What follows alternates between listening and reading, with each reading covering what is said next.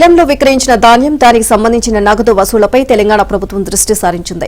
Rice మిల్లర్లు వేలం సంస్థల ముక్కుపిండి బరి బకాయిలను వసూలు చేసేందుకు కార్యాచరణను సిద్దం చేసింది. అయితే రైస్ మిల్లులో వరిధాన్యం నిల్వలున్నాయా లేకపోతే వాటిని అమ్మేసుకున్నారా అనే దానిపై సంయుక్త తనిఖీలకు ప్రభుత్వం ఆదేశాలు జారీ చేసింది.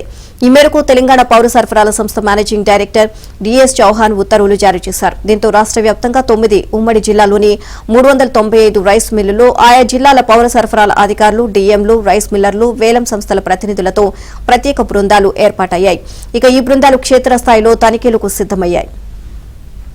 2022-23 యాసంగి పంట కాలానికి సంబంధించిన 35 లక్షల మెట్రిక్ టన్నుల ధాన్యాన్ని తెలంగాణ ప్రభుత్వం ఈ ఏడాది జనవరిలో వేలం వేసింది. కేంద్రీయ భండార్, న్యాకాఫ్, మంచుకొండ అగ్రోటెక్ అలాగే హిందుస్థాన్ ఎంటర్ప్రైజెస్ సంస్థలు ఈ టెండర్లను దక్కించుకున్నాయి.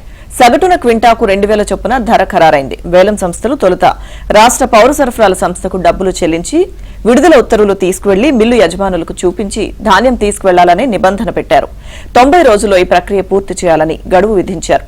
నిర్ణీత గడువులో వేలం సంస్థలు ధాన్యం లోడ్ ఎత్తలేదు.